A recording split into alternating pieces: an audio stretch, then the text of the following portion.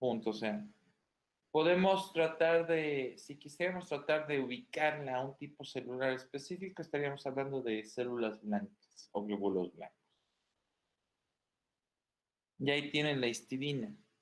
Esta es precisamente la que va a ser o bien decarboxilada para convertirse en histamina o bien diaminooxidada, que son los dos procesos que sufre para convertirse en N-imidazol.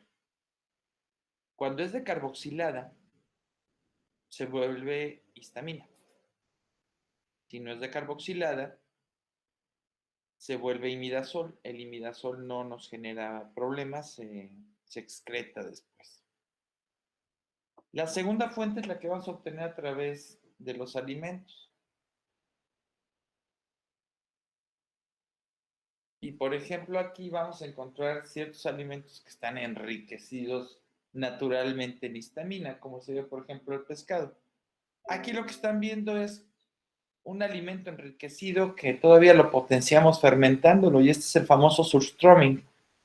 Como dato curioso, está catalogado como el alimento que peor huele en el mundo, y francamente es el alimento que peor huele en el mundo. Tendrían que olerlo para describirlo, ¿no? Son arenques fermentados, es el producto nacional de Suecia. Ustedes dirán, guácala, qué asco. Bueno, yo creo que si ustedes intentan darle tacos de sesos a un sueco, es probable que les conteste lo mismo. Pero bueno, este sí está catalogado a diferencia de los sesos y demás cosas que comemos por acá, como el alimento más maloliente a nivel mundial. Dicen que el problema no es comerlo, el problema es acercarlo a la nariz. Y vamos a encontrar otros alimentos, por ejemplo, ahí tienen el pescado, la carne roja. Se dan cuenta, es curioso porque casi todo el mundo piensa en grasa, de que estamos hablando de carne, básicamente sin grasa. Los embutidos, cualquier tipo de embutido, huevos, también son ricos en histamina, y cualquier tipo de fermentado. Aquí ven muchos fermentados lácteos, porque pues sí, nos gusta mucho fermentar la leche, tan sencillo como el yogur, ¿no? O el queso, que aquí, díganle a alguien que no coma queso y es más probable que decida morirse, ¿o creen? Normalmente la histamina, la que se consume, no la que se produce, la que se consume, pasa al intestino, es degradada por la DAO, que también se le conoce como ABP, la proteína de unión amiloide, y la va a convertir en cuerpos cetónicos, ¿sí? Que le van a dar a la orina un aroma muy particular, que es un aroma a amoníaco. Otra forma de ubicar el aroma amoníaco es el que le damos a las cosas que empiezan a descomponerse. Entonces, ya sea por vía endógena o por vía exógena, estamos hablando de la misma molécula, pero lo importante es que tienen funciones diferentes y metabolismos diferentes. ¿Ok? Y entonces, con esto en mente, ya sabemos que podemos producirla o bien podemos consumirla. Y esto nos va a llevar a tratar de entender qué funciones va a tener, tanto fisiológicas, que es lo normal, como fisiopatológicas, que es lo anormal. Espero ir bien. Si voy muy rápido, por favor, maestro Liu, avíseme, porque ahorita sí no tengo mucho control de los tiempos. Vamos bien, doctor. Vamos Gracias. bien. Gracias. Si quisiéramos ver de golpe lo que hace la histamina, podríamos tener esta tablita, ¿no? Regula la circulación local. Va a provocar hiperpermeabilidad capilar, contrae y relaja musculatura lisa y vasos sanguíneos, que obviamente tienen músculo liso. Secreta el ácido clorhídrico del estómago. Les puedo apostar que muchos de ustedes lo conocen. Es la hipersensibilidad inmediata, o lo que se conoce como alergia. Cuando ustedes son alérgicos a algo y empiezan a estornudar, pues es histamina. es un mediador de la inflamación, nos va a decir qué tan duro o qué tan no duro se va a inflamar un tejido, pero solamente en respuesta a patógenos. Esta no funciona mucho en traumas externos, sino más bien biológicos. Pero dos datos muy importantes que tiene la histamina, y por eso hay que tratarla con un poquito de respeto, es que sin histamina no hay cicatrización. Y la segunda es un neurotransmisor. De todos los mediadores de la inflamación, que por eso es muy difícil clasificar la histamina como una molécula inflamatoria pura, esta tiene funciones que van después de la inflamación, como es la regeneración y la cicatrización, y tiene funciones de neurotransmisor. Por lo tanto, se conoce como una amina con función hormonal. No es que sea propiamente una hormona, ¿eh? De una vez les aclaro. Hay gente que la clasifica como hormona. Todavía está muy debatido, pero lo que sí es cierto es que sí funciona como neurotransmisor. Su ubicación es ubicua, es decir, no es específica. Sabemos dónde se concentra, pero una vez que entra torrente sanguíneo, ¿dónde actúa? Actúa en todos lados. Y actúa a través de 4 receptores. Y aquí sí no se complicó mucho el asunto, porque pues era el receptor H1, H2, H3 y H4. O sea, y ya. Y cada uno de ellos se va a ir ubicando en diferentes zonas y va a tener diferentes efectos. H1 lo encontramos en la membrana de las células musculares, ¿no? También se encuentra un poquito en tracto gastrointestinal, en algunas secretoras y en terminación de nervios sensitivos. Aquí va a tener básicamente 2 funciones. La primera, va a ser la encargada de contraer o relajar el músculo y va a provocar dolor. Cuando una abeja les inyecta el veneno, a diferencia de una avispa, que la avispa muerde, lo primero que sienten, el golpe que sienten, el dolor que sienten es histamina. Ahorita que están de moda las terapias de apicepa, ¿qué es? Pues apiterapia creo que le llaman, ¿no?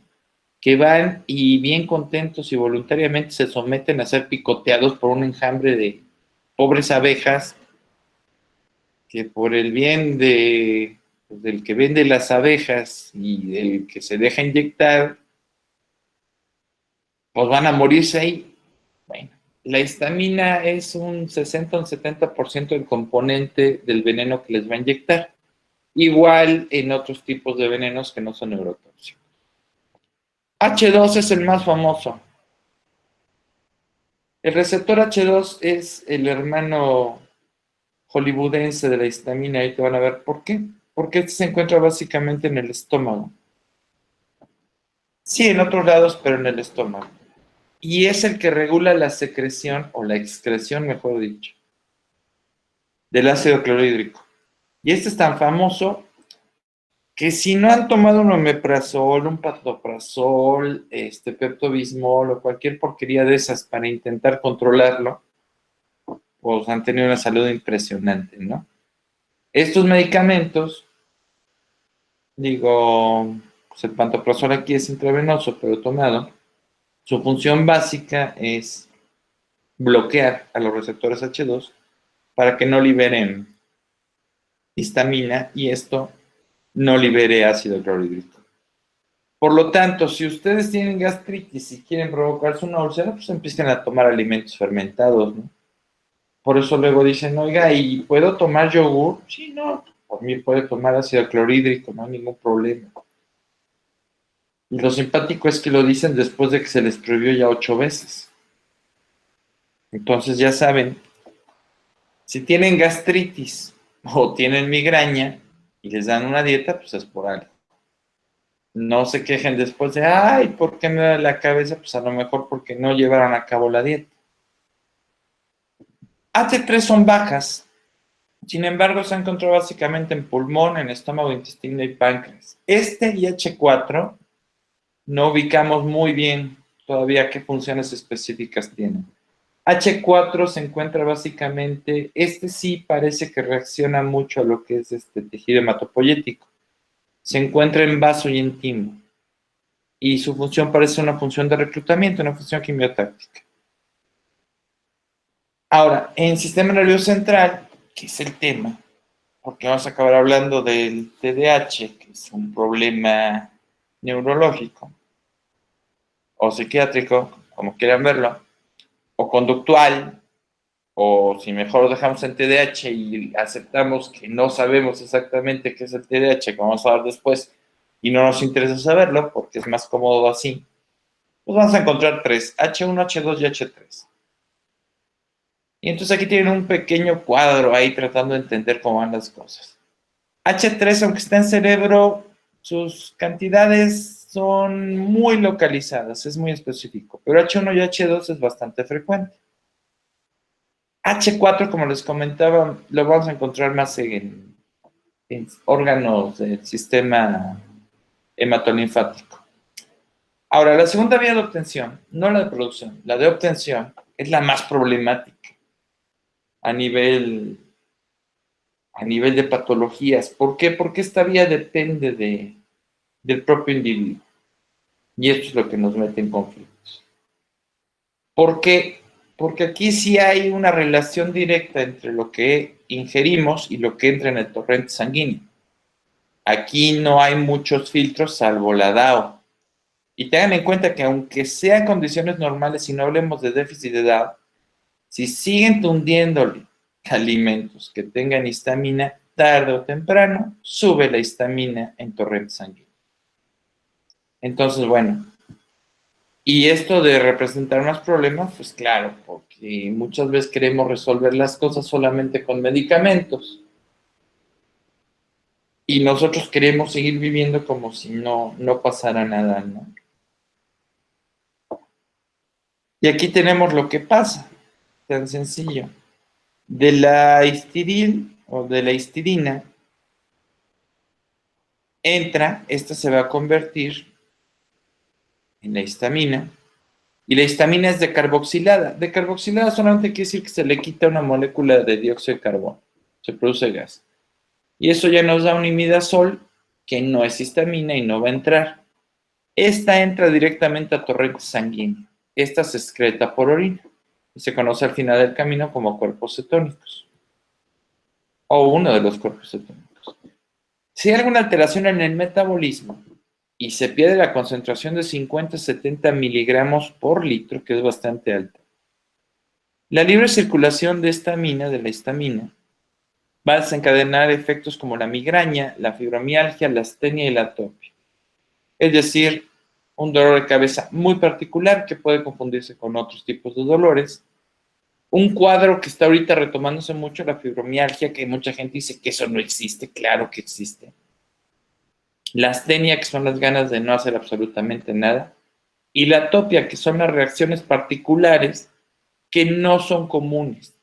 Por ejemplo, erupciones, sarpullidos. ¿Y qué se ha intentado hacer? Bueno, pues aquí tienen un primer enfoque, ¿no? Que es un enfoque nutriológico totalmente, que es efectivo en un 20, un 30%, ¿no? En el cual conviene evitar y conviene reducir. Yo más bien diría que conviene evitar todo. Por ejemplo, bebidas alcohólicas, ¿conviene reducir? No, pues conviene evitar, porque el alcohol, aparte que ya les comentaba que todos los fermentados tienen histamina, bloquea la función de la enzima, ¿no? Ahora, bueno, está un poquito exagerado aquí, frutos cítricos y ese tipo de cosas, pero pues es un primer enfoque, ¿no? Y simpático porque prohíben glutamato monosódico y con eso ya les impidieron comer casi el 95% de todo lo que se vende en un supermercado. Ahora, bueno, a la gente que no le gustan las verduras, pues le puede ayudar, ¿no? Porque se prohíben espinacas, berenjena, calabaza, brócoli. Es un primer enfoque. Vamos a tratar de avanzar un poquito más. Básicamente vamos a ubicar tres funciones fisiológicas, o tres grandes grupos, o tres grandes procesos fisiológicos de la histamina. El primero es la inflamación. El segundo va a ser la situación de la regulación del sueño y el tercero va a ser la respuesta sexual. Podemos tratar de agrupar en esos tres tres eventos, la función de la histamina. La más estudiada y la más común pasa a la inflamación. ¿Y qué pasa en la inflamación? Bueno, una inmunoglobulina, que es una molécula, en particular la E, se une a un antígeno, que es un pedazo de proteína de algún patógeno, de alguna bacteria, va y se pega al mastocito y lo único que hace es cebarlo. Lo que hace es que se libere. Si recuerdan la foto, bueno, cuando le pega se rompen las paredes de los gránulos y se libera histamina. Esto lo primero que va a provocar es que los vasos sanguíneos cercanos se abran. Y si se abre, aumenta el volumen de sangre que circula. Y esto hace que sea exceso de presión local permita que se fugue el líquido, que es suero, de la sangre hacia los tejidos circundantes, es decir, del espacio intravascular al espacio intersticial. Forma elegante decir que el líquido que debería estar dentro de los capilares, de las venas y de las arterias, ahora está en medio de los tejidos. Esto a su vez provoca la quimiotaxis, lo cual va a hacer que otras células como macrófagos, natural killers y toda la respuesta inmune pueda pasar más fácil. Digo, si pasa agua, quiere decir que ahí se abrieron como poros pequeños en las paredes de los vasos. Estas células que están circulando, se encuentran en torrente sanguíneo, se mueven y llegan al lugar donde se detectó el problema, ¿no? Donde inició la lesión. Esto en condiciones normales, porque, por ejemplo, el polen no es un patógeno y, sin embargo, provoca estas respuestas. Eso es a lo que le llamamos atopia, porque hay gente que es alérgica al polen y gente que no es alérgica al polen. Si alguien es alérgico al polen, pues decimos que es una atopia. La rinitis es otro buen ejemplo de atopia mediada por histamina, ¿no? Que estamos en primavera. Uy, tienes rinitis alérgica primavera. Bueno, pues histamina, y estos son los fenómenos. Lo cual quiere decir que la histamina por sí sola es responsable, no al 100%, pero muy directa, de 3 de los 5 datos de la inflamación. Que primero, pues tenemos el calor. ¿Por qué? Porque si aumenta el flujo de sangre, aumenta la temperatura, el enrojecimiento por la propia sangre. Y la hinchazón, pues claro, este es el líquido que se acumula. También tiene que ver con el dolor. Y obviamente, dependiendo de la zona, si ustedes aumentan el volumen, no sé, de una articulación, la articulación ya no funciona, por lo tanto se pierde la función. Esto nos lleva a ver el papel que desempeña en la cuestión de la inflamación la histamina. Por eso ha sido tan estudiada en procesos de inflamación. Pero en un segundo punto vamos a ver la regulación del sueño, que esta es de las partes poco conocidas de la histamina. Las neuronas, ya estamos hablando del sistema nervioso, que liberan histamina, se encuentran en el hipotálamo posterior y en el núcleo tubero mamilar. Yo sé que ustedes manejan perfectamente neuroanatomía, pero no se preocupen, vamos a tener un repaso un poquito después. Lo que quiero que vean es que de hipotálamo se proyectan hacia la corteza prefrontal. Y la corteza prefrontal es la encargada de mantener, entre otras cosas, el estado de alerta. Y aquí vamos a tener un equilibrio muy delicado entre lo que se conoce como neurotransmisor de vigilia y neurotransmisor de sueño, ¿no? En vigilia, básicamente, las que más conocemos es la dopamina y la norepinefrina, que son los mediadores de los estados de vigilia. Pero la histamina también entra ahí. Mientras que de sueño, básicamente, tenemos dos, que son los más importantes, la melatonina y el ácido gamma aminobutírico, o GABA. Por lo tanto, pudiéramos decir que este neurotransmisor lo que va a hacer es prolongar el estado de vigilia. No lo establece, pero sí lo prolonga. Por lo tanto, reduce el sueño. Si lo viéramos a nivel de equilibrio, pues este es el antagonista de la melatonina. Su forma de actuar es diferente. ¿Y la melatonina cómo funciona? A través de la luz del sol. Una vez que se percibe la luz del sol, la melatonina sufre una serie de cambios. Y esto es la señal que le da a nuestro cerebro de empezar a desconectar y empezar las funciones de sueño, ¿no? Lo interesante es que si ven la serie, o más bien, si seguimos el trayecto, es un poquito opuesto. Porque mientras que melatonina es anterógrado, van a ver cómo histamina es retrógrado. Es decir, melatonina depende de estímulos externos, mientras que histamina no. Ahora, lo que sí se sabe es que cuando se está despierto, las neuronas se activan rápidamente. Y se activa quiere decir que están enviando impulsos. Recuerden que su neurotransmisor es la histamina. Cuando viene el momento de relajación o de cansancio, empiezan a disminuir su función hasta que en el sueño están desactivadas. Aquí sí están desactivadas. Si llegan a activar en el sueño, provocan el despertar.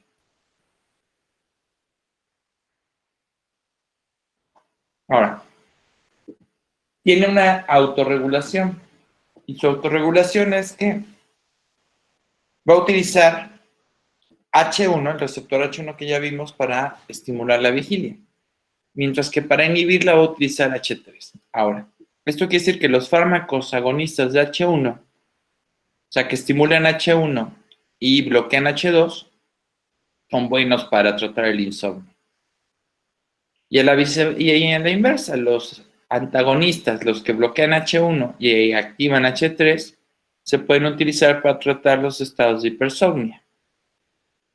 Esto suena muy bonito en papel, el problema es que no tenemos todavía agonistas y antagonistas tan puros para H1, H3 o H4. Para H2 sí, pero H1 y H3 no. Y aquí tenemos lo que sería el ciclo vicioso de la histamina. Los alimentos, ¿sí?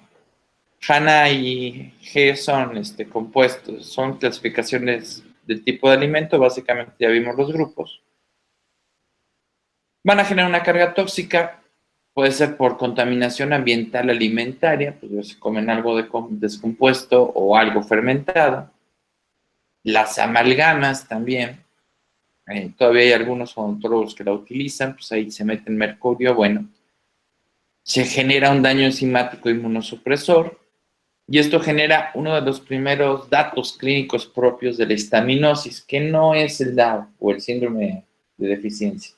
La histaminosis es otra patología que tiene que ver con histamina, porque vamos a ver que hay muchas patologías que tienen que ver con histamina, que es la disbiosis, ¿no? Que es el sobrecrecimiento de bacterias, de virus, básicamente cuando se pierde la flora intestinal. Y obviamente vamos a tener otro gran elemento que es el estrés, que aumenta el interferón gamma, y esto también va a aumentar los niveles de histamina.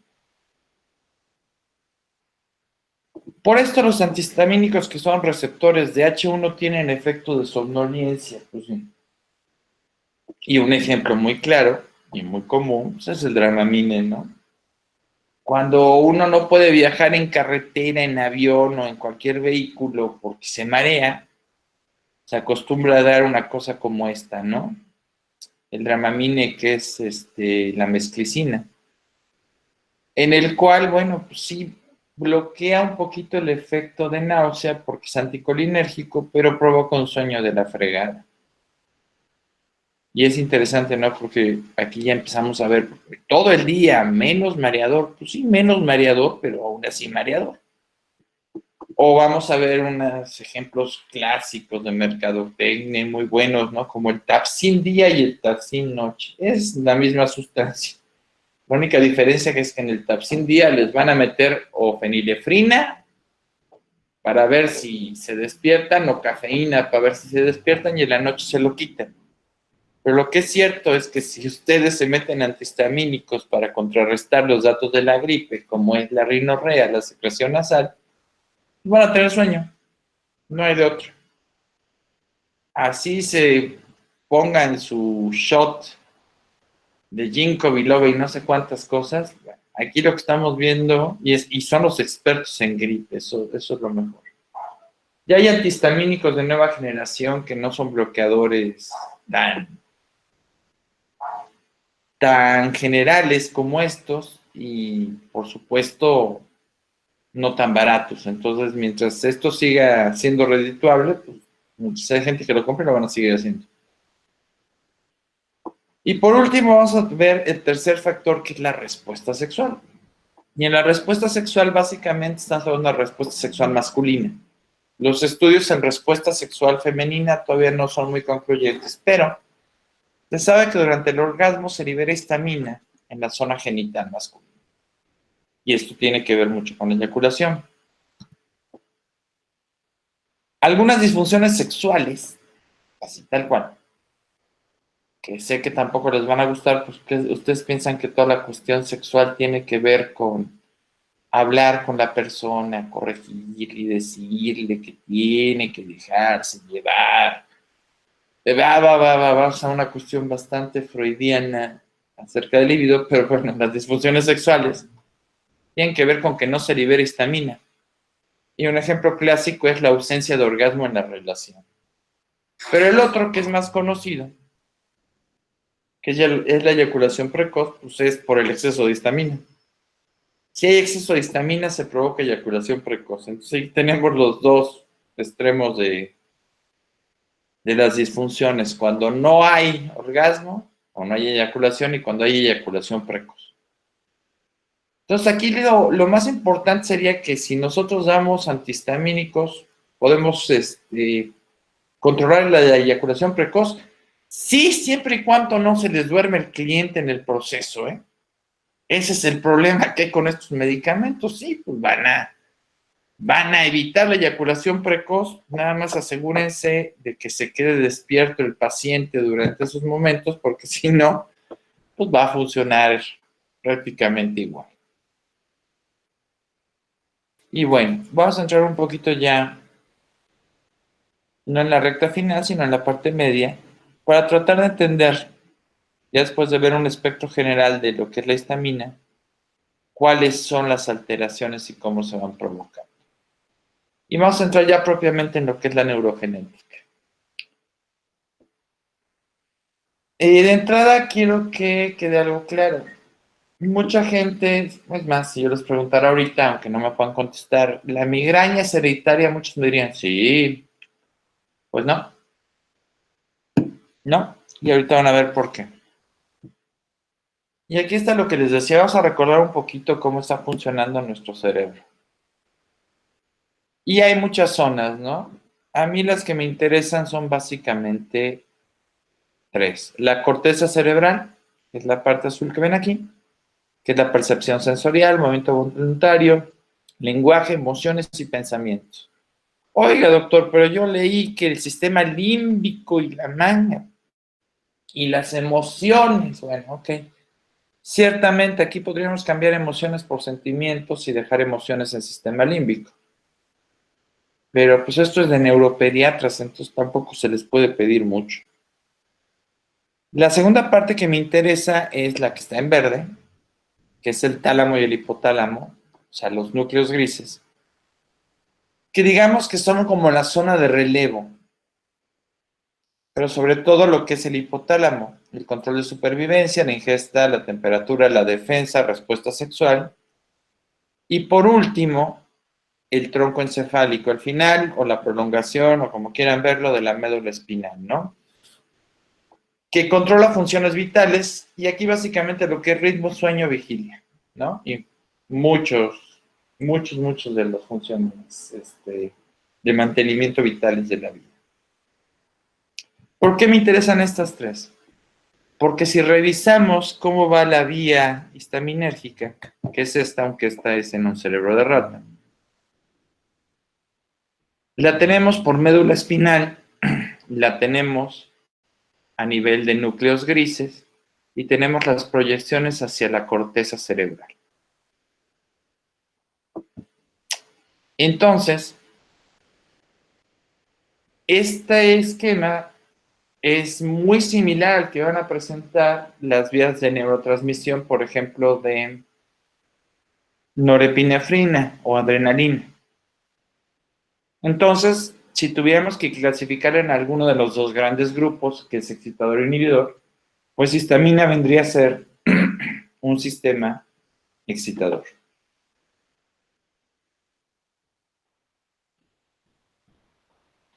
Y aquí vamos a hablar no tanto de la histamina, sino de la enzima, de la decarboxilasa o la DAO.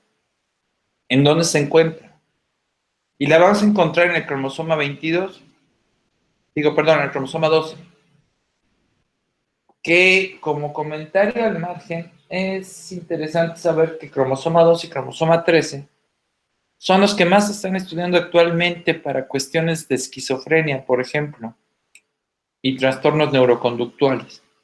Pero bueno, DAO se conoce desde hace mucho tiempo, desde 1997, que está localizada en el cromosoma 12, porque esto no es nuevo. Todo esto que les estoy hablando no es nuevo, más bien es desconocido o no se le dio la relevancia que debía tener. Y si buscamos más precisión, aquí está el cromosoma 12, en genética dividimos a partir de aquí, que es el centrómero, y donde vean una P es brazo pequeño, y donde vean una Q es brazo largo. Entonces, estas son bandas y el punto significa que son subbandas. Y ya me estoy quedando sin batería, pero no se preocupen, ahorita conectamos la computadora. Nada más me van a dar aquí un minutito para que vaya por el conector. Y entonces, la vamos a encontrar en el brazo largo, en la banda 24, subbanda 11 del cromosoma 12. Elio, ¿te los puedo dejar un minuto en lo que conecto esto?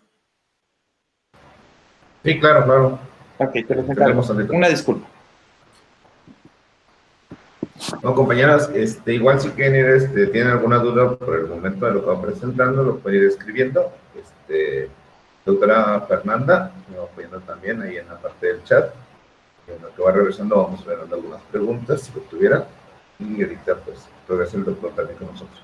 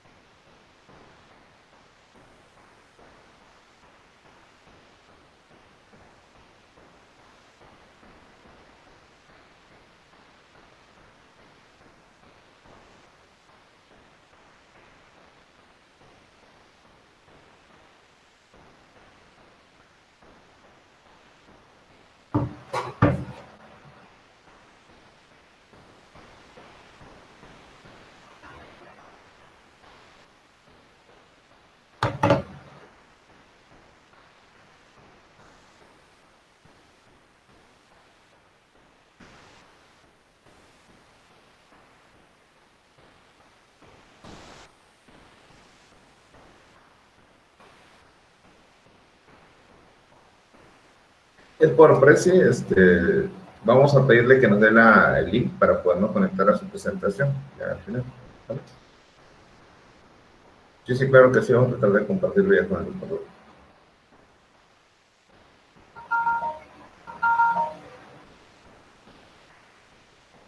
Ya nada más activamos el micrófono, doctor.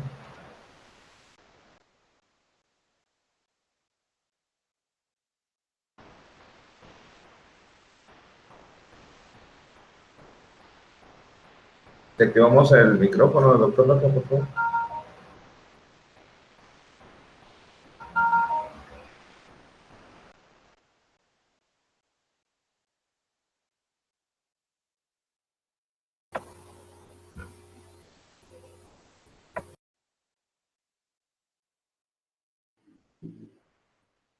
¿Ya?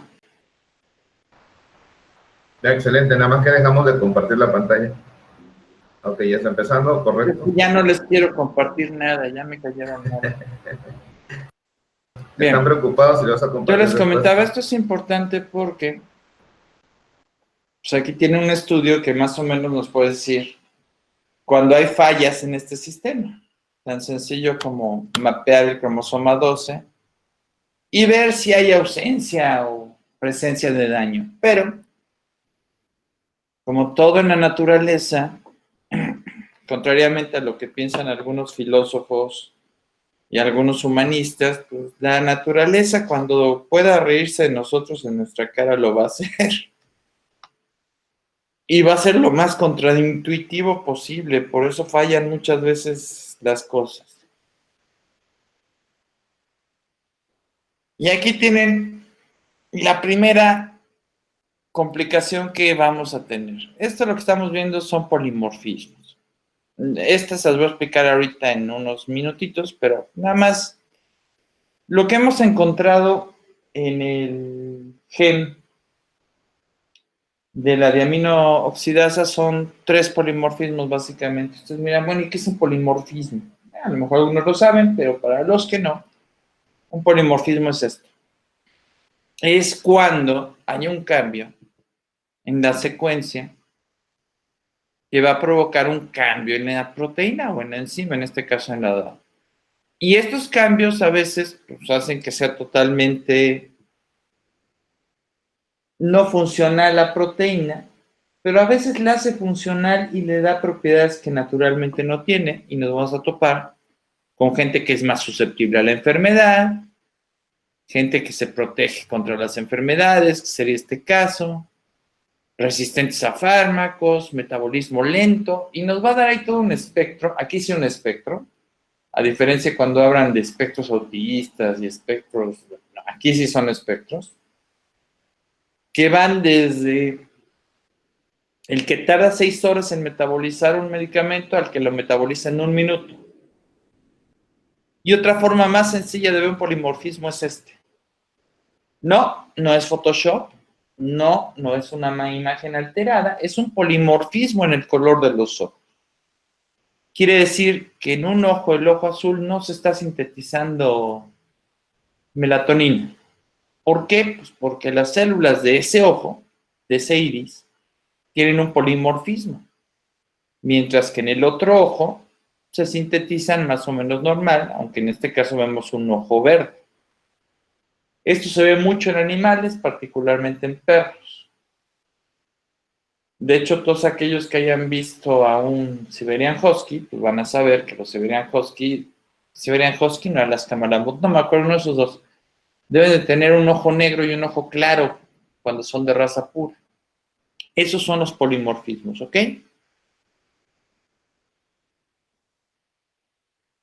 Y espérenme porque aquí pisé el que no debía. Entonces, viendo esto aquí, nos interesan 2 polimorfismos. Primero, el que nos cambia a metionina, no se compliquen. Entonces, esta es la variante a metionina. Y el que nos cambia a aspartato. ¿Por qué? El que nos cambia a metionina se ha detectado que son pacientes que son hipersensibles a los antiinflamatorios no esteroideos, como por ejemplo la aspirina o el ibuprofeno. Viéndolo de forma práctica, si tienen esta variante y se suma alguna enfermedad viral de las que están de moda, como coronavirus o influenza, les va a ir muy mal. Y tenemos este, en el cual es el cambio a aspartato. Y el cambio a aspartato se ha asociado a migrañas. Entonces, la pregunta que yo les haría es, ¿en realidad la migraña es un cuadro propio que es hereditario o lo que es hereditario es un polimorfismo a nivel de esta enzima? Y ahora sí vamos a entrar a lo que ya es el síndrome como tal o la enfermedad como tal, que es el déficit de la diamina oxidasa.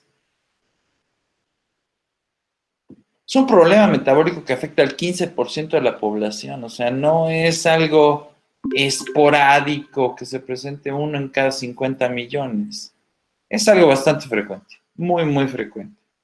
¿Y por qué no habíamos oído hablar antes de esta excelente pregunta? No podría contestárselas. Yo diría que porque mucha gente pues, no tiene por qué saberlo, los que sí tenemos por qué saberlo no siempre lo sabemos, y a lo mejor hay gente que sí lo sabe pero no le gusta. No, no lo sé.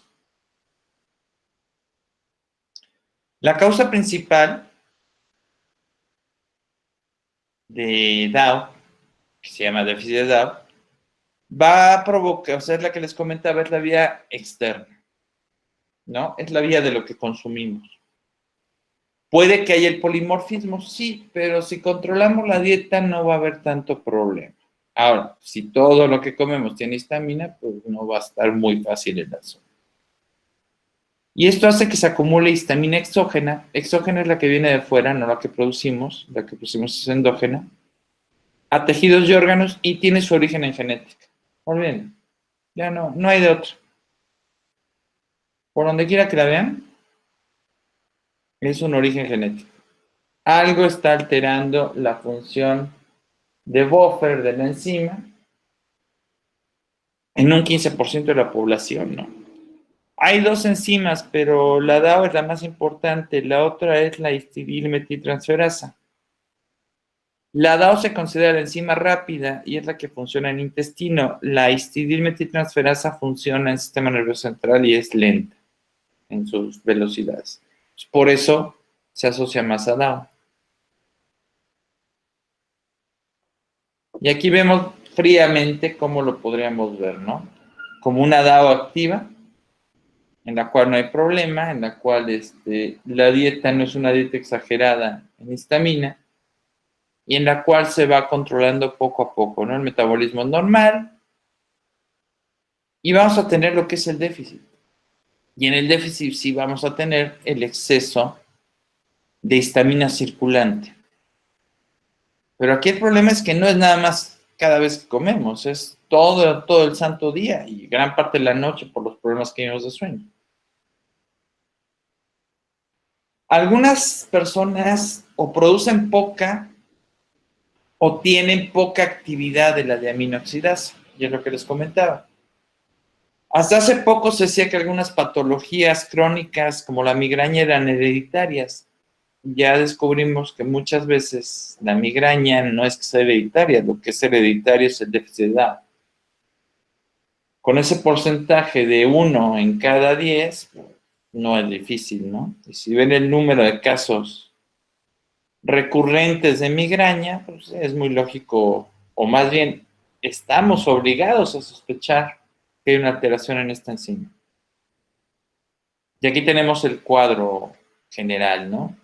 Nos puede fallar en dos grandes puntos. DAO, que es esta, o la transferasa. Pero esta es la que va a generar la mayoría de los problemas.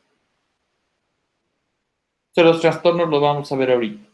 Pero al final del camino lo que provoca es una elevación de la histamina en el plasma. Y ahora, esta situación se produce ya sea por diferentes factores genéticos, farmacológicos o patológicos, cuando se genera una deficiencia considerable en esta enzima. Quiere decir que cualquiera de nosotros podemos tener eventos en los cuales nuestra DAO esté disminuida, por ejemplo, por el alcohol, pero si el problema ya, o sea, este es un problema farmacológico, pero si ya es patológico genético, esto va a ser constante y es cuando ya se puede establecer el diagnóstico. ¿Y qué datos va a presentar? Pues como les comentaba, la histamina golpea en muchos sistemas, ¿no? Pero aquí tienen un cuadro general de qué problemas nos va a dar. Yo me voy a intentar centrar en esto, en el sistema nervioso central, donde hay migraña, cefalea, resaca. Como si yo no tomo, pues sí, no tomas, pero a lo mejor tomaste una copa de Jerez o te fuiste a comer tu curtido que aquí les encantan, ¿no? Que llevan alcohol y acaba uno con resaca, mareos y el TDAH, ¿no? Vayan pensando o vayan recordando qué es el TDAH, ¿no? O cómo estructuran ustedes el TDAH, porque yo hasta la fecha sigo sin entender qué es el TDAH. Entonces, por más que me han llegado a leer el Evangelio del TDAH, pues no, todavía no me convierto a su religión.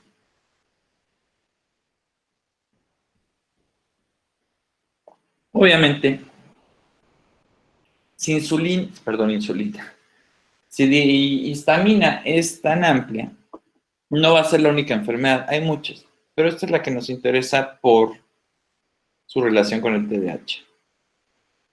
Eso quiere decir que un paciente puede tener un problema con la histamina, pero puede que no sea DAO. Y al revés, puede tener DAO y tener otro problema con histamina. Lo que es cierto es que de los problemas de histamina, este síndrome es el más frecuente. ¿Y por qué hay tantos? Porque vean nada más todo lo que hace la histamina. Ahí tienen un ejemplo que no tiene mucho caso meterse ahí a explicarlo parte por parte, pero vean todo lo que puede provocar la histamina, ¿no? Entonces es una molécula muy ubicua. Y hay otro dato, otro síndrome muy interesante que se está empezando a estudiar, que es el síndrome de sensibilización sensorial. ¿Y por qué les digo que es interesante? Porque tiene que ver con histamina. Y tiene que ver con ansiedad y depresión. Tiene que ver con fibromialgia, fatiga crónica. Tiene que ver con muchas cosas que hasta el momento pues, pensábamos que no tenían un sustrato biológico. Inclusive, como les comentaba, fibromialgia se sigue discutiendo si es real o no es real. Bueno, hay gente que sigue discutiendo. La depresión, hablamos de depresión endógena y exógena. Sorpresa, va a resultar que toda la depresión es endógena. Y así podemos seguirnos. La cefalea tensional, no. Bueno, todo esto ya se está agrupando en una nueva entidad, que es el síndrome de sensibilización central, en el cual la histamina juega un papel importantísimo. Y bueno, yo aquí ya quiero ir cerrando un poquito para que tengan tiempo de preguntar. Y sobre todo porque no quiero saturarlos con datos técnicos y es el racional de esto, ¿no? Ustedes dirán, bueno, hasta el momento no entiendo qué tiene que ver la TDAH o el TDAH con... Ay, no se preocupen. Mientras manejen la definición que manejan de TDAH, pues no van a seguir sin entender qué tiene que ver una cosa con la otra. Creo que vamos a tratar de cambiar.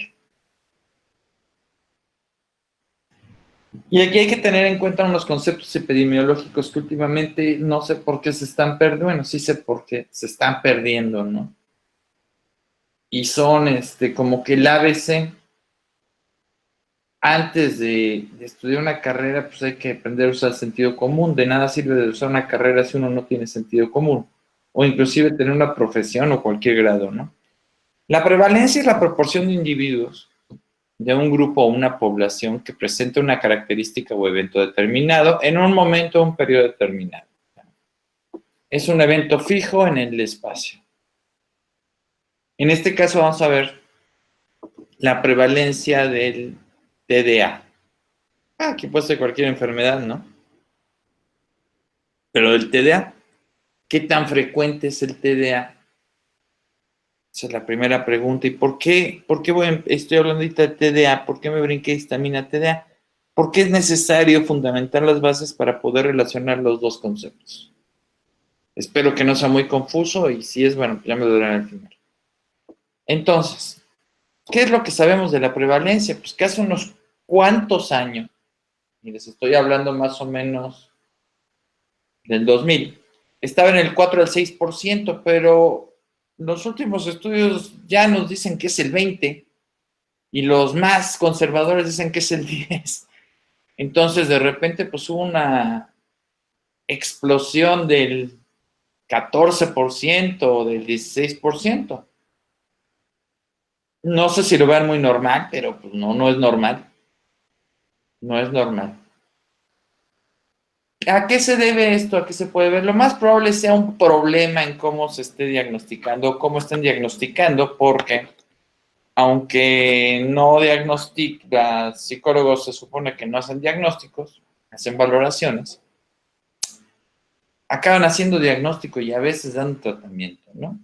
Y esta es una diferencia entre las pruebas europeas y las pruebas americanas. Las pruebas europeas son muy restrictivas y aún así nos dan un 10%.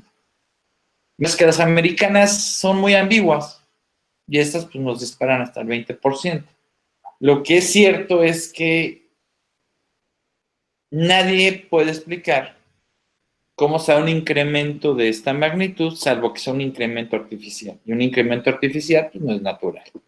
Y si no es natural, quiere decir que o estábamos mal antes y no diagnosticábamos el TDA, o estamos diagnosticando ya casi cualquier cosa como TDA. Y esto lo conocen ustedes mejor que yo, ¿no? ¿Cuáles son los síntomas del TDA? La falta de atención, la hiperactividad y la impulsividad. Sí, solamente que yo les diría que estos son criterios totalmente subjetivos y depende de quién evalúe. O sea, no hay ninguna realidad tras de estos diagnósticos o valoraciones. Y eso puede ser en el mismo observador. O sea, el mismo observador puede ser que a dos niños con el mismo cuadro, si en uno lo agarran cansado, lo diagnostique como positivo. Si en el otro está no tan cansado o le cayó mejor, pues a lo mejor no lo diagnostica. ¿Por qué? Porque, a ver, miren, estas guías, que es la guía clínica, frecuentemente se retuerce y está inquieto. Creo que todos los niños frecuentemente se retuercen y están inquietos. Y si no lo hacen, pues hay un problema con el niño, ¿no? Bueno, es desorganizado. Va, muy bien. ¿Y qué implica ser organizado? A menudo parece que no está escuchando. Oigan, hay veces que yo no escucho porque de plano me da mucha flojera lo que están hablando. Y aquí no, parece que no está escuchando, o sea, parece, otra vez subjetivo. Ahora, impulsividad, frecuentemente actúa y habla sin pensar. Aquí ya valimos madres todos, ¿no? Y así nos podemos ir. Sí, hagan sus sumas, ¿no? Es que si son 3 de acá, 2 de acá y 1 de acá, sí. 3 de acá, 4 de acá y 2 de acá, sí. Y si hacen el diagnóstico con velas negras en luna llena, a lo mejor es más efectivo, si es la misma validez. Por eso les comentaba, si pueden definir qué es el TDAH, pues adelante, con gusto los escucharé. Pero en realidad, estamos hablando de un espectro de cosas aventadas ahí al golpe que no parecen tener mucha coherencia. Inclusive hay gente que habla de hitos en la vida, o sea, como que... Y esto no tiene mucho tiempo, ¿eh? Y es de neuropediatras, por si piensan que esto es para surtirse a los psicólogos, no, también a los médicos. Me llama mucho la atención el punto 2, ¿no? No es un problema, solo es despistado, maleducado, vago. Pues sí, puede ser que sea despistado y no que tenga TDAH. Pero ¿cuál es el problema de toda esta corriente de pensamiento o de toda esta lógica en la cual estamos inmersos? No habría mayor problema si diagnosticáramos y tratáramos algo que no tiene la criatura, si lo que le diéramos no fuera tan peligroso como lo que le damos. Y vamos a ver un poquito ya estudios con fundamento. Ahora, obviamente esto genera dos grandes escuelas, las que sí, las que no. Aquí no se trata de estar a favor o no estar a favor, o sea, no es acto de fe. Aquí se trata de que si existe o no existe esta entidad, porque si existe hay que diagnosticarla y hay que tratarla. Y si no existe, pues hay que diagnosticar y tratar a los que dicen que sí. Y entonces los que no dicen, los niños en edad preescolar son por definición inatentos e impulsivos. Pero los de que sí dicen, no, espérate, porque esto aparece a una edad muy temprana. Bueno. Los que no, es que, oye, se dan cambios muy profundos de los 2 a los 6 años.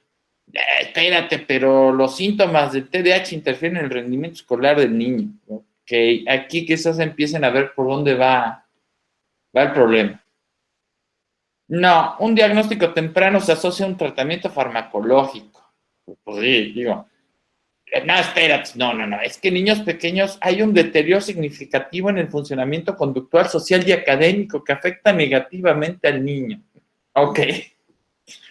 Diagnosticarlo es igual a estigmatizarlo. Bueno, eso era antes, ¿no? Porque ahorita como que hasta da caché decir que uno tiene TDAH.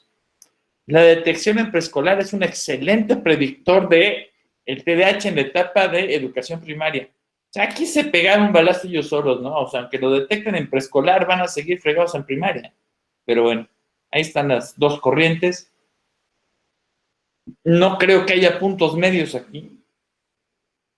me temo que no puede haber puntos medios porque les digo, esto ya pasó del terreno de la ciencia al terreno de la religión. Y prácticamente es los que creen en el TDAH contra los que no creen en el TDAH. Y esto ha generado una serie de conflictos terribles. Pero bueno, vamos a ver datos duros, ¿no? Primero, acá tenemos referidos por diagnóstico y tratamiento. Y este es muy interesante, esta tablita, miren. De los que habían diagnosticado con TDAH previo a meterse a un programa, el que sea, a 4 no los habían diagnosticado. A 11 sí, o sea, a 11 ya habían dicho, no, si estás frito vas, ¿no? De ellos, ¿cuántos ya tenían tratamiento previo? Pues la mayoría, el 9, ¿no? De 11 criaturas diagnosticadas, 9 ya estaban con algún tratamiento. Sí, un tratamiento previo, sea el que sea. Ahora, llevaban tratamiento al momento de ingresar al programa. Esto es lo mejor. Sí, solamente 3. No, 12. ¿Pero qué creen que pasó cuando salieron? Vean estos números. Y este es lo mismo, nada más que una es la de liberación prolongada y liberación inmediata. Quiere decir que de los 15 que entraron, si uno no lo hubiera rechazado, a los 15 les meten el metilfenidato. ¿Por qué? Pues porque no hay de otra. Conclusión, el diagnóstico presuntivo, evaluación, valoración, como quieran llamarle, TDAH equivale a un diagnóstico médico. No siempre, pero equivale a un tratamiento médico, sí. ¿Y qué tratamiento médico es? Este. El metilfenidato. O sea, ya olvídenlo, no le den vueltas. Que ya no es el Ritalin, porque pues como ya suena feo Ritalin, ya ahorita está el Tradea, ¿no? Yo no mando Ritalin, pobre gente, no, yo le mando Tradea. Pero no te preocupes, porque ya también sabemos del Tradea. Bueno, entonces vamos a mandarle o Equasim, o Mediquinet, o Concerta. Si se dan cuenta, es interesante porque son diferentes laboratorios y esta es una imagen alemana.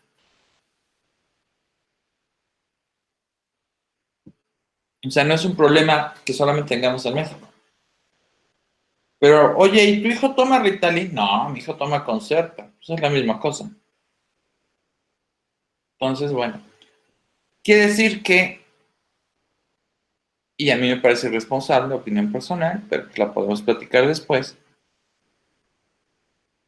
el hecho de que maestros, educadores, padres de familia, etcétera, etcétera, empiecen a dar como cierto una presunción de TDAH, equivale a que tarde o temprano va a acabar medicado una criatura. Y bueno, ¿se acuerdan esto de los problemas de integración educativa y demás? Vean los efectos que tiene el metilfenidato, ¿no? No sé cuál les interesa. ¿Retarda el crecimiento? ¿Les gusta? Digo, pues va a tener problemas escolares. Peor aún que retardo el crecimiento o que pierdan peso y pierdan talla. O sea, entonces aquí a quién le estamos haciendo el trabajo. Al sistema educativo, pues está padre, ¿no? Pero entonces sean honestos y digan, oiga, adivine qué, no tengo vocación para ser madre o paciencia para ser madre, maestro, psicólogo, médico, neuropediatra, paidopediatra, paido lo que quieran. Por lo tanto, voy a chochear a su hijo. ¿Por qué? Pues porque la otra opción no está padre. Y la otra opción, pues, es... No, mejor lo chochamos. Y entonces vamos a tener aquí las razones de sobrediagnóstico, los criterios diagnósticos que ya vieron que están más. O sea, prácticamente es, ¿cómo diagnosticamos problemas del habla? ¿Puede hablar? Sí, puta, pues tiene un problema del habla. Habla más lento que quién, o más rápido que quién, o sea, son criterios establecidos. Los criterios clínicos, información suficiente, pues sí, falta de conocer la realidad o falta de utilizar el cerebro, ¿no? Nada más memorizarse lo que viene o seguir confiando, por ejemplo, pues, en nuestras autoridades de salud, ¿no? como si realmente supieran lo que hacen, porque si no se han dado cuenta en los últimos años, creo que queda claro que no saben lo que están haciendo. Ahora, los límites propios del desarrollo típico. ¿Alguien me podría decir esto? Es que Piaget dice, pues sí, pero Piaget es de hace ya algunas cuantas décadas, ¿no? Es que Piaget dice que de tal etapa, no se preocupen, Freud también decía esas cosas, ya Freud lo crucificaron por decirlas. En cambio, a Piaget lo exaltaron. Bueno. Investigación poca profunda cuando hay investigación. Es que en mi experiencia, bueno, sí. Y otros, en otros centros lo que ustedes quieran. ¿Esto qué provoca? El sobrediagnóstico.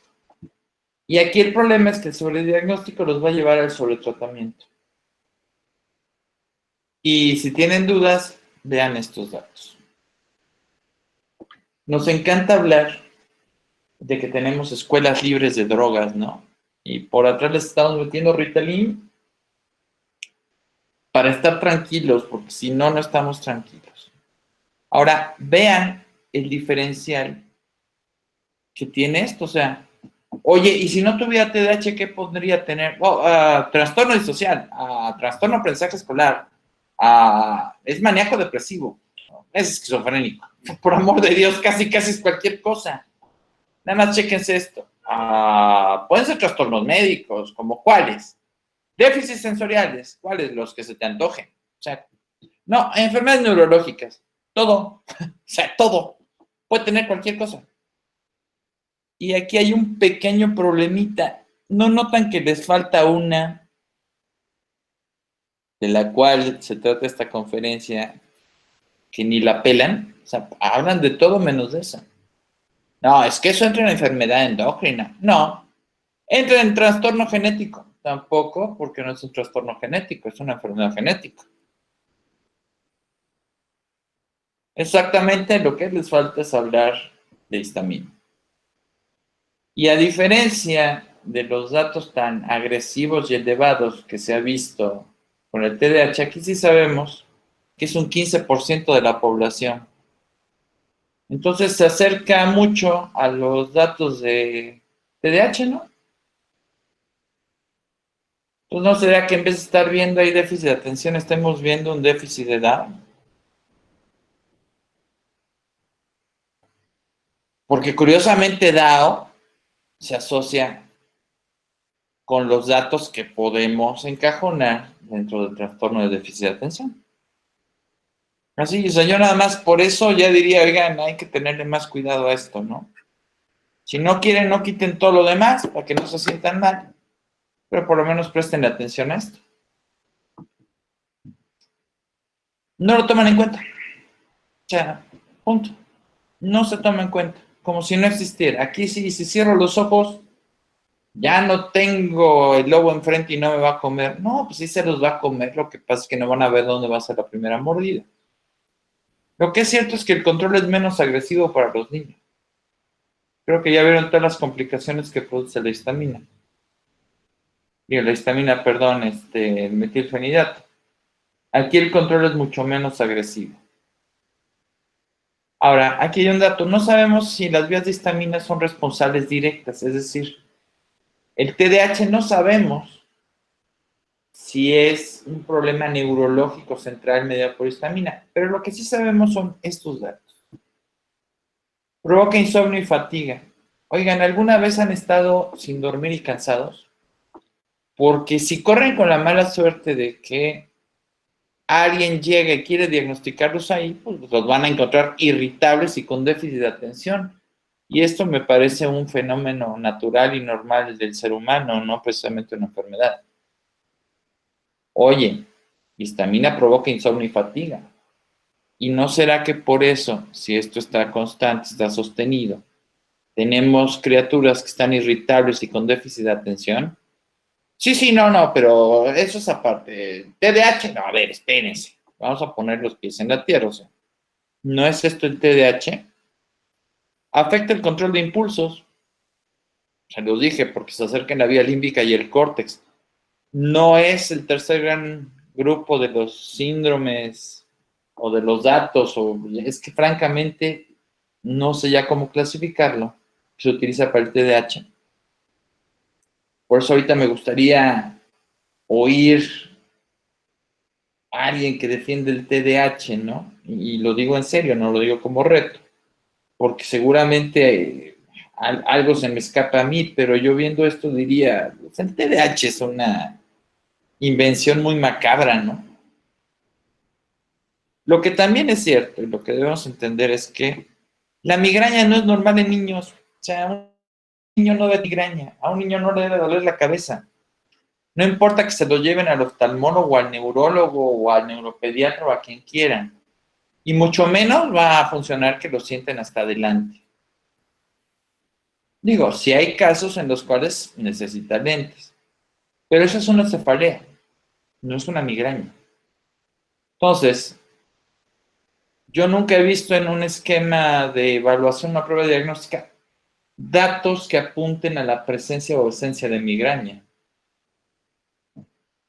Que de hecho, pues eso sí es un diagnóstico médico.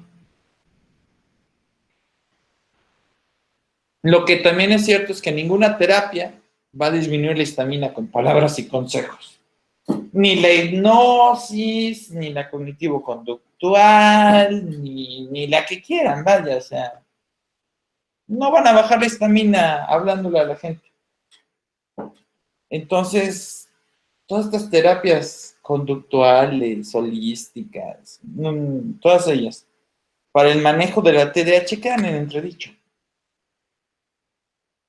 Y el problema aquí es que, pues, yo no he visto defensas de ellas, quizás porque piensen que no tienen que defenderse. O sea, lo ven como muy normal. Y también es cierto que el metilfenidato no le hace absolutamente nada a la histamina, o sea, tampoco. Entonces, todos estos casos de falla, y me refiero no a falla académica, porque sí, normalmente se reporta, ay, no, Juanito ya está muy tranquilo, o Mariquita está muy bien después de que le dieron el tratamiento, qué bueno que lo hicieron. A ver, también si drogáramos a todos los niños, el trabajo de los maestros sería muy fácil. Y el de los papás sería más fácil, ¿no? ¿Cuántos casos han dado de papás que les meten a sus hijos chochos para dormir, para que puedan dormir ellos? O sea, entonces, ahí más bien quien está la terapia, pues no es la criatura, sino el papá. Y regresamos a esto, ¿no? Que es el resumen. ¿Qué está pasando con el TDAH? Pues que no está definido. Entonces, más bien tratar de asociar una enfermedad que sí está definida como DAO con TDAH, de entrada no tiene mucha razón de ser. Cuando lo que se debería de hacer es definir qué es el TDAH. Ahora, lo que es cierto es que tengan mucho cuidado cuando vuelvan a enfrentarse en su práctica a lo que piensan que es un TDAH, porque no vaya a ser que resulte que sea un déficit de DAO. Y entonces acabaríamos en esta misma situación. Porque si ustedes piensan que si a una criatura y más de preescolar le están dando su pastilla por 10 años, 20 años en la adolescencia, no va a consumir otras cosas y ojalá que consuma cosas como esta, Jesús, y les digo, de todas es de las menos leves, perdón, de las más leves, al final va a acabar matando. Pues con toda la cantidad de drogas sintéticas y no sintéticas que hay ahorita, pues adivinen por qué se disparan las tasas de adicción. Nosotros mismos lo estamos probando. Entonces, en resumen, al menos sepan que existe esto, que hay tratamientos específicos y que tiene que ser una terapia integral. Aquí no se puede jugar a que nada más de un lado, que la maestra lo mandó porque ya lo para que los dé a los niños, ¿eh? O sea, ya ni siquiera dicen, oiga, evalúelo, no, este niño necesita Ritalin, porque mi experiencia, y los psicólogos también, que no es menos grave a que lo haga un médico, ¿eh? Es exactamente igual, y yo a veces digo, en un médico es más severo, porque se supone que deberíamos de pensar. Pero por lo menos tengan en mente que se pueden estar topando con una cosa de estas. Que es una cosa que también se comete un error y es que se trata de manejar casi enteramente nutriológicamente y no se puede.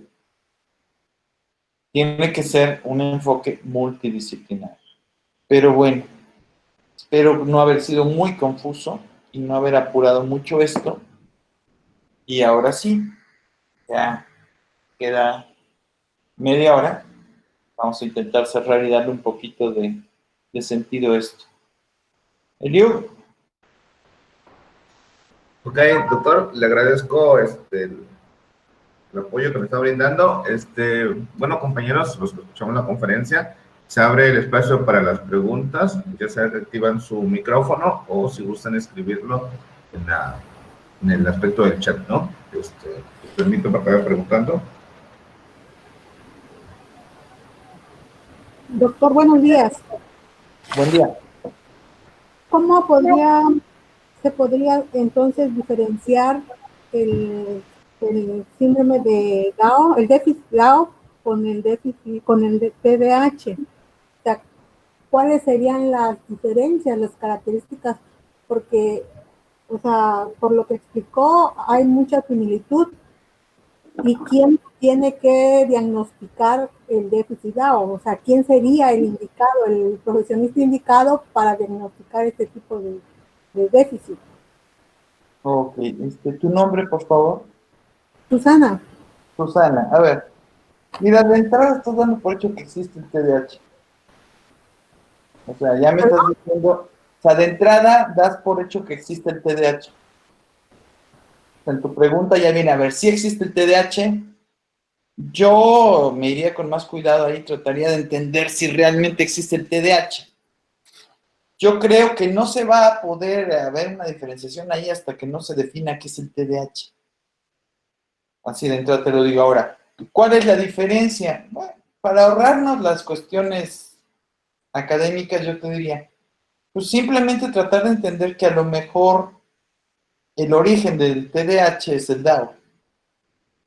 Y antes de tratar de meter metilfenidato y todo esto, pues probar un esquema conservador. ¿Quién es el profesionista indicado? Bueno, evidentemente, si es diagnóstico, solamente medicina, porque ninguna otra especialidad puede hacer diagnóstico, ninguna otra área puede hacer diagnóstico. Si es valoración, cualquiera que esté preparado, ¿no? Yo creo que aquí es una cuestión de quién está preparado y quién sabe lo que está manejando. Pero yo aquí, como punto de conducta clínica o punto de buena práctica médica, yo diría, antes de mandar metilfenidato, que eso se supone que es problema de los médicos, pues hay que probar otras cosas, ¿no? Y antes de recomendar, que eso sí lo pueden hacer cualquier especialidad, el tratamiento farmacológico, pues decirle que hay otras alternativas a la gente, ¿no? O a los casos.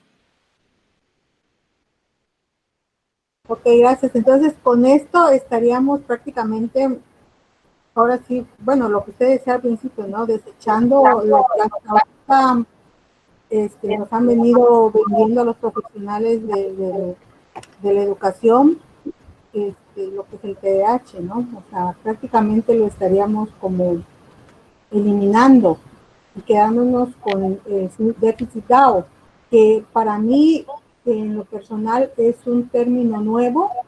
Me pareció, la verdad, muy interesante su plática. Gracias por haber compartido sus conocimientos. Le agradezco mucho. Gracias, doctor. Creo, Roque, que es muy importante, ¿no? Creo una situación acá, compañeros, y percibo tanto, Roque, es el hecho de no quitar algo, eliminar algo solo porque consideramos, como decía, una cuestión religiosa, ¿no? Sino irnos mucho a esta parte científica. Entonces, una de las cosas muy importantes ahorita es, no es el que exista o no existe el TDAH, porque al final de cuentas todavía sigue un proceso de análisis, dadas las características sintomáticas, prevalencias y comorbilidad que puede tener con otras patologías. Creo que acá el elemento es cómo está participando, y lo mencioné hace ratito, cómo está participando el DAO, que no está, y lo dijiste muy claro, no lo estamos viendo, o muchos profesionales no podemos a veces ni siquiera conocerlo, y lo mencionaste en el aspecto de cuando se hace este hiperdiagnóstico, el aspecto de a veces tenemos criterios clínicos muy poco sustentados o científicamente avalados, ¿no? O estudiados. pareciera que cuando alguien nos da ya un manual donde vienen las cosas y los elementos muy marcados, dicho, automáticamente damos por sentado que eso ya está así, ¿no? Y eso pasa también con los diferentes manuales que manejamos. Por ahí, Roca, aparte de, perdón, ya te di tu tiempo.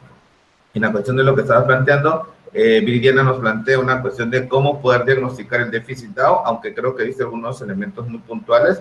¿Cuáles serían como esos criterios a tomar en cuenta y que podrían ser como importantes para decir, a ver, espérate, aunque no conozco mucho sobre DAO, sí debo canalizarlo o debo mandar a una cuestión médica, principalmente por este parámetro del déficit de la relación?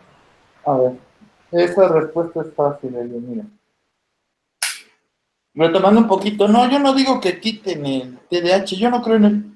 O sea, yo me van a perdonar, pero no creo en él porque no he visto una batería diagnóstica lo suficientemente sólida. Pero por lo menos cuestionenlo, ¿no?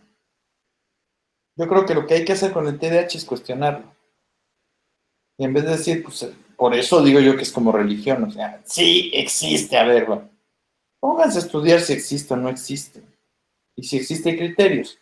Y en esta misma lógica, pues, ¿cómo se diagnostica DAO? Fácil, hay 3 pruebas metabólicas para diagnosticarlo y se acabó.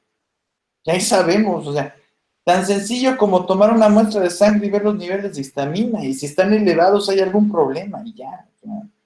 En medicina, al menos si hacemos bien las cosas, pues no es de que me late que tiene esto, o sea, lo tiene. Ahí lo que se tiene que hacer es cómo diagnosticar. Déjenselo a los que nos dedicamos a diagnóstico. Aquí lo importante es que sepan a quién mandárselo, no decir, ay, si nos brinca la liebre.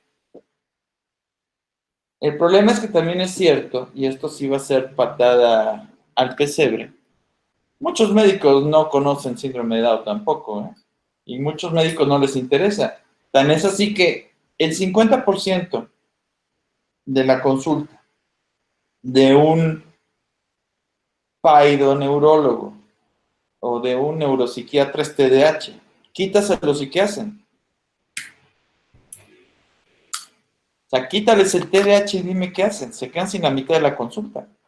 Pues evidentemente no está padre. Ahora, nada más imagínense el impacto económico que representaría que se dejara de vender metilfenidato. Que hay casos en los cuales se usa y se usa muy bien, ¿no? Como hipersomnias y esas cosas. Es muy complejo. Entonces, ¿cómo se diagnostica DAO? Está la batería para diagnosticarla, ahí no se preocupen. Mándenselo a alguien que conozca de DAO y él o ella les va a hacer el diagnóstico y ya les va a decir sí o no. No, vaya.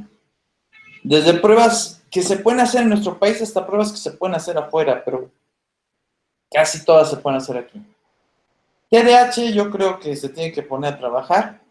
Y digo, se tienen, no digo tengo, porque yo francamente no es demasiado ambiguo para mi especialidad lo que manejan de TDAH. Pero por lo menos, bueno, si quieren seguir trabajando sobre TDAH, fundamentenlo, cuestiónenlo, denle bases. O sea, ¿qué diferencia a una entidad de otra? Pues, ¿qué hace que un gato sea gato y otro gato y un perro sea perro? Pues el DNA. Entonces, si hay un TDAH, pues tiene que haber cosas que nos permitan saber que es un TDAH. No criterios ambiguos y criterios subjetivos. Es que en mi experiencia, bueno, me van a disculpar, pero para mí la experiencia de los demás no me sirve de nada.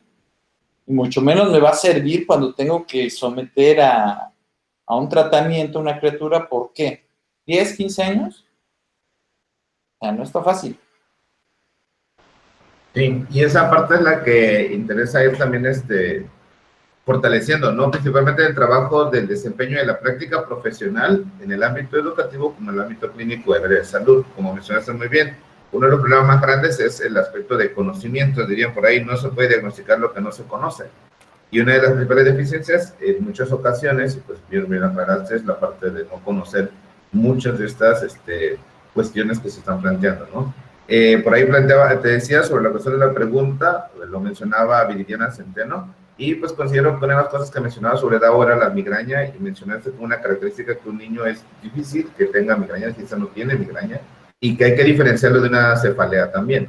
Entonces creo que son de las cosas que hay que irnos profundizando y quedar como una segunda parte abierta a la charla de hoy, ¿no? Sobre conocer más también sobre este tema. Por ahí menciona también Danelli Escobar López sobre si el medicamento Montelucas es recomendable para niños con una prescripción de TDAH. A ver, otra vez. Lo pregunta Danelli Escobar López si el medicamento Montelucas también es recomendable para una prescripción de niño con TDAH. A ver, miren, la época de la alquimia ya se acabó. O sea, ya se superó, en el cual había las famosas balas mágicas de Paul Ehrlich, ¿no? Montelucas es un inmunomodulador. Pues no tiene mucho que ver con DAO, no tiene mucho que ver con nada más que con inmunomodulación. Pero si te topas con un paciente que tiene DAO y aparte tiene un problema de inmunomodulación, ya sea por la cuestión dietética o por yo no sé, cualquier cosa, pues se le puede dar. Pero así dentro del esquema de manejo de DAO, que se mande Montelucast o Imigen, que es lo mismo, no. O sea, hay que entender que el Montelucast son lisados bacterianos. Entonces, no, eso depende mucho del caso, eso sí, depende muchísimo del caso, del paciente, y en qué momento se le dio y por qué se le dio. Y eso se lo tiene que explicar el médico a los papás, básicamente. Ok, correcto. Esperamos por ahí, Danelli, que haya quedado completa la respuesta. Sobre la pregunta del planteamiento que hace, es muy importante también considerar esa cuestión, ¿no? De la multipluralidad en el aspecto del diagnóstico y la cuestión de quiénes sí van a hacer un diagnóstico y quiénes podemos hacer una valoración. Porque como mencionaste al principio, ¿no? A veces llevamos el concepto, nos quedamos con eso y el nombre y la etiqueta y casi nos creemos ese nivel de estructura, ¿no? De poder llegar a un proceso tan complejo.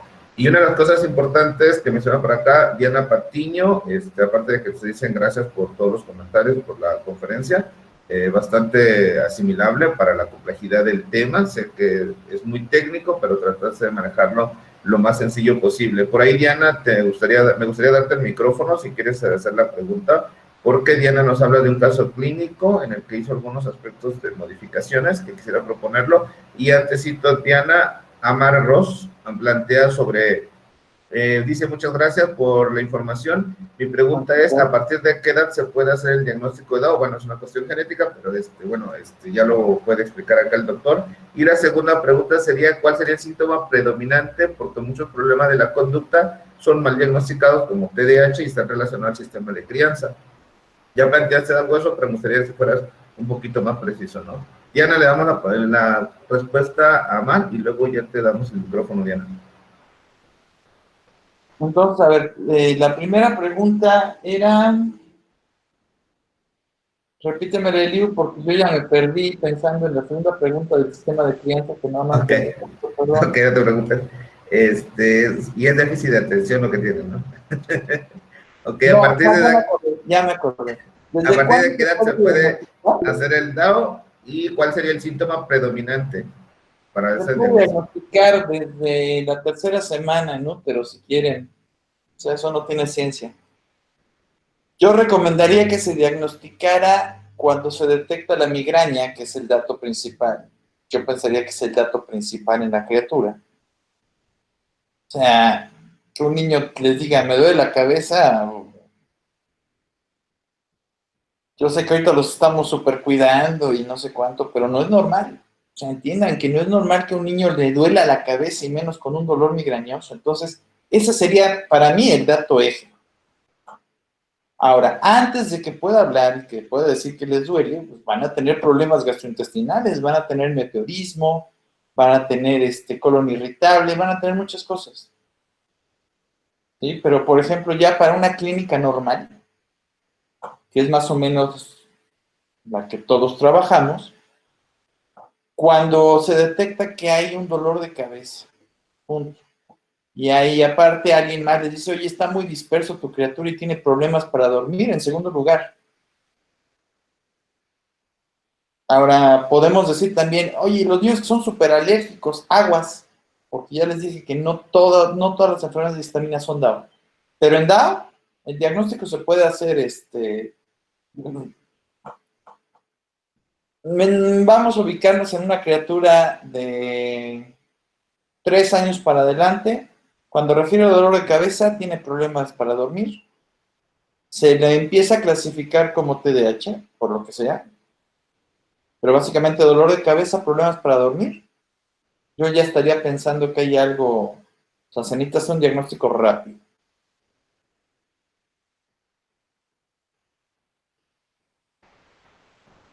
¿Pero contestaba o no? Sí, sí, ok. Sí, de hecho, creo que esas dos características que mencionas en muchas ocasiones sucede y se les ha disminuido el aspecto de la aportación clínica que pueden tener, ¿no? Y que ahorita muy bien lo mencionaste. Entonces, dentro de la pregunta creo que es muy rescatable esto, ¿no? El aspecto de tener dificultades para dormir, lo que mencionabas, la cuestión de quejarnos de dolor de cabeza, posiblemente en un niño, y la cuestión de lo que tiene que ver con el aspecto de la cuestión de alergias, ¿no? Que también mencionaba sobre esta situación. Entonces yo creo que bastante claro la respuesta, no sé si alguno de los demás compañeros. Te cedo la palabra, Diana, si vas a participar con el caso, te cedo la palabra, aunque llamar, al contrario, pues cualquier otra cosa me van diciendo la pregunta o igual lo pueden participar por medio del micrófono. Diana, si vas a participar, te dejo si voy a explicarlo el caso. Hola, ¿qué tal? Buenas tardes. Mira, yo sin saber de estos datos de DAO, pues yo leo mucho a la que es de neuropediatra.org y a mí me llegó un caso clínico con este tipo de causa. Afasia, agnosia, apraxia, realicé escala Wechsler, por supuesto, y ni modo de aumentarle que tenía pues bajo coeficiente intelectual, entonces pues me fui al DMS-4 porque el DMS-5 no me gusta mucho cómo está estructurado actualmente. Y pues damos que tiene trastorno de espectro autista, pero es Asperger, ¿no? Y lo mando al... Nosotros damos impresión diagnóstica, por ende yo le dije a los papás, está medicado, o sea, diagnosticado por un neuropediatra, un niño en ese entonces tenía 6 años, y medicado con 38 miligramos de metilfenidato. Les dije, vamos a empezar, le digo, yo no soy el médico, pero váyanselo quitando poco a poco. Y vamos a seguir la valoración. Pues sí encontré en funciones ejecutivas algunas cuestiones, en cuestión sensorial, desorden sensorial, sí, pero lo que les dije era de ir cambiando aspectos de alimentación, aumentar pescado, aminoácidos, etcétera, ¿no? Pero ahorita que ya les dieron el diagnóstico hace 6 meses, lo vuelven a medicar con 18 miligramos de metilfenidato y los papás decidieron no medicarlo y seguir con la dieta que yo les argumenté, ¿no? Y yo sin saber del dato DAO, pero al parecer el niño tiene comorbilidad con DAO. ¿Qué también hice? No lo sé, pero nosotros damos impresión diagnóstica y yo siempre al médico le dejo la última palabra, ¿no? Pero a este chiquito, sí le dejaron toda esta parte de, pues de deficiencia, tanto en cuestión hipotonía totalmente, o sea, el músculo pegado al hueso por 36 miligramos de metilfenidato, o sea... pero no sé si esté bien el criterio que yo he llevado a cabo o que si se acerquen a alguien más. Anoté sus datos, doctor, entonces yo creo que les estaría pasando los datos a estos papis. A ver, ¿cuál es tu especialidad, perdón? Soy licenciada en Ciencias de la Educación con maestría trunca en psicopedagogía. Ok. Bueno, a ver, me llaman la atención 2 cosas, más allá de lo que hiciste o no hiciste. La primera, la impresión diagnóstica es el paso previo al diagnóstico en el método clínico. Y eso es área exclusiva de medicina. O sea que hay que tener cuidado con esos términos, ¿no? Porque legalmente tú cuando das una impresión diagnóstica ya estás diagnosticando. Por ejemplo, yo puedo dar una impresión diagnóstica porque todavía no se hace la tomografía a un paciente, pero es un diagnóstico. Entonces, fuera del área de medicina puede generar conflictos, ¿eh? El hecho de que le hayas dicho, deje de tomarse la pastilla, pues yo qué quieres que te diga. A mí, si alguien que no es médico me corrige mis tratamientos, yo agarro el teléfono y le marco. O sea, yo nunca lo voy a hacer delante del paciente, pero le voy a decir, disculpa, ¿y cuántas veces llevaste farmacología o cómo estuvo el juego para que...?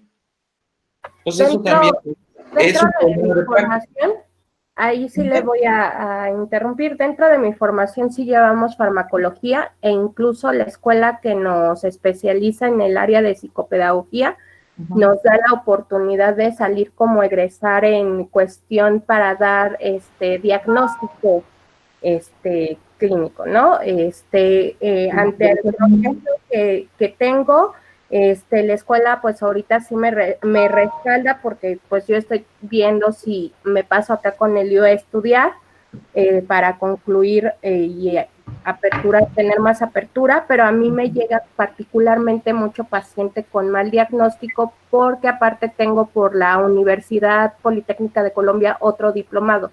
Entonces, más que nada es por formación. A ver, atento. Diana, escuchamos la respuesta y ya al final hacemos alguna pertinencia, ¿sale? Ok, Perdón, gracias. doctor. No, nada más el comentario. Miren, se los va a poner muy fácil. No pueden diagnosticar si no pueden recetar. Se acabó, o sea, no hay diagnóstico sin tratamiento. Por eso es un término técnico, ¿no? El hecho de que intenten alterar o cambiar tratamientos, nada más así por impresión, pues están cometiendo el mismo error que dio origen al tratamiento. Yo no digo que esté bien el tratamiento, ¿eh? Yo en eso estoy. Pero tú me comentabas, es que sin saber el SINDAO decidí quitarlo. Bueno, ¿y hasta qué punto se conoce lo que provoca o no provoca el metilfenidato? ¿Y qué alternativa le diste? Porque hay fármacos que son alternativos para el metilfenidato muy efectivos.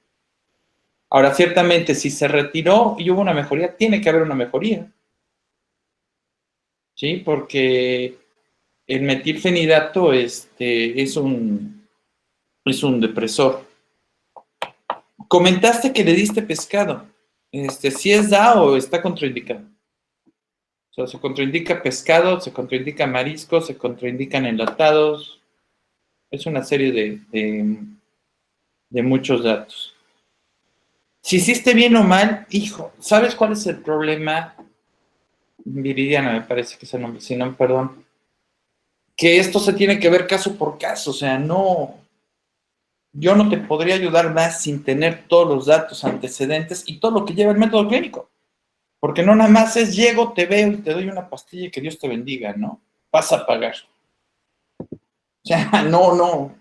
Es un poco más complejo que eso. Aunque no nos guste a los médicos y muchos querramos brincarnos las trancas, pero no es así. O sea, toma en cuenta que tú no estás diagnosticando una enfermedad, estás diagnosticando un ser humano y estás diagnosticando a un niño y le puedes desgraciar la vida. Punto, con la mano en la cintura. Entonces, que le hayas bajado esto, quizás metodológicamente indebido, sí. ¿Fue lo adecuado en el momento? Sí. Sí, también. Ahora, que venga de parte de un neuro, lo que sea, o de un paido, lo que sea, pues a mí no me preocupa, ¿eh? O sea, si estás pensando que los médicos estamos mejor que ustedes en estas cosas, no. No, para nada, ¿eh?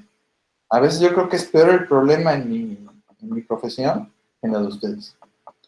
Ustedes pueden invadir espacios profesionales de nosotros, sí, tal vez, ¿no? Pero el problema es que si ya llegó con alguien que sí debe saber esto de lo que le estoy hablando, y repite la dosis y vuelve a meter el medicamento, es la tabla que les puso, o sea, diagnostiquen a alguien con TDAH, que ciertamente los psicólogos no pueden diagnosticar, no me cansaré de decírselo.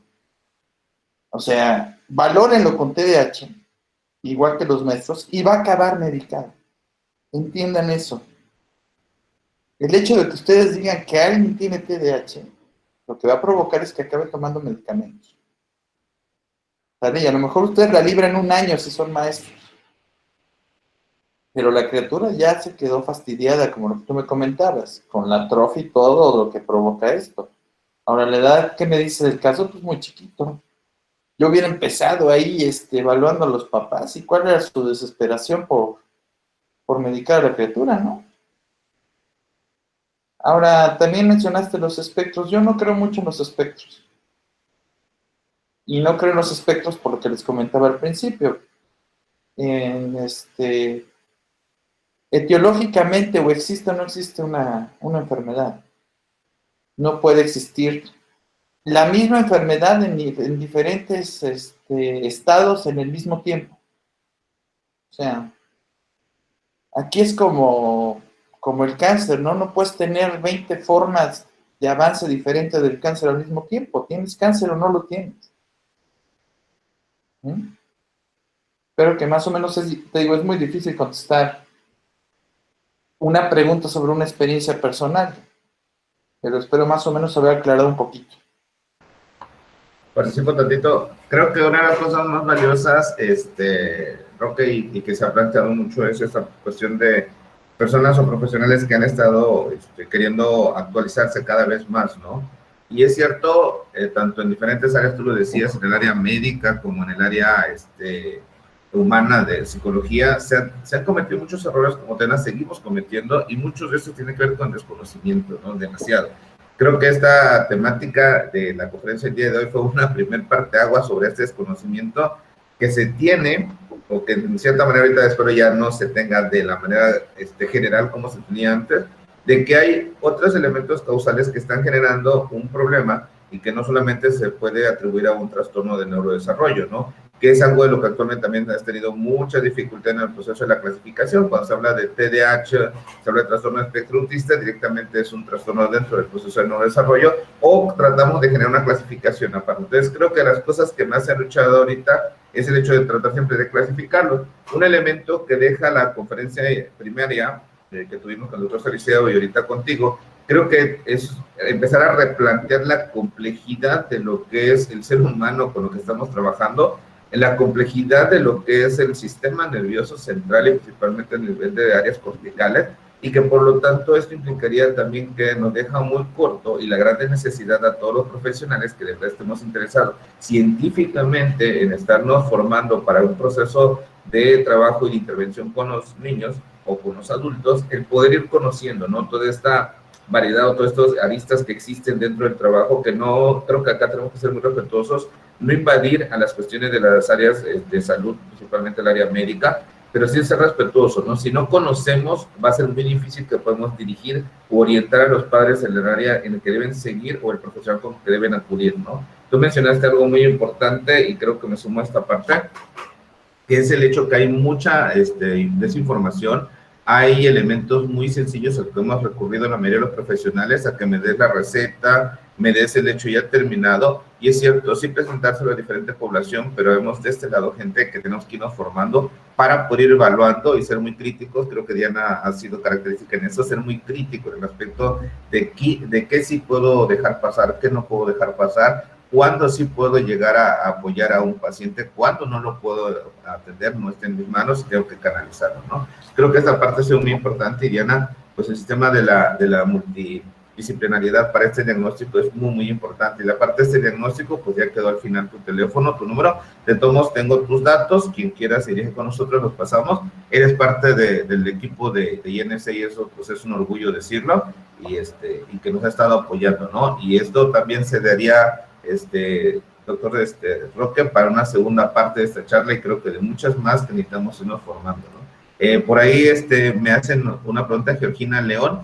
Pues bueno, creo que eso es mucho más sencillo para ti, el aspecto del aumento de la histamina, si provoca los dolores de cabeza o la relación que tiene, en este caso las cefaleas, y si se puede presentar o permanece durante edad adulta, en caso de no ser un DAO tratado en la primera etapa de la vida.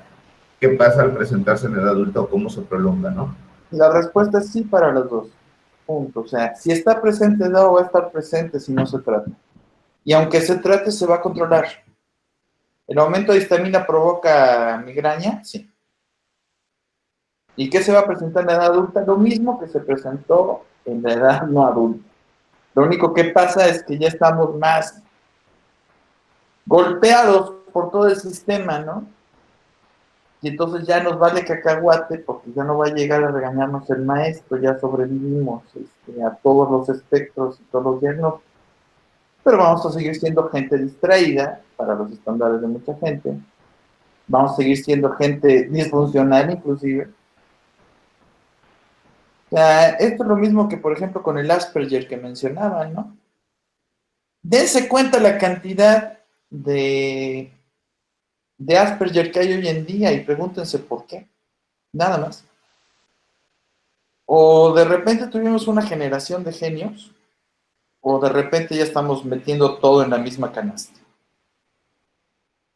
De hecho, la primera mención que se da de Asperger en México, curiosamente, es con House, la serie de Doctor House. Y a raíz de eso, ya todo el mundo es Asperger, ¿no?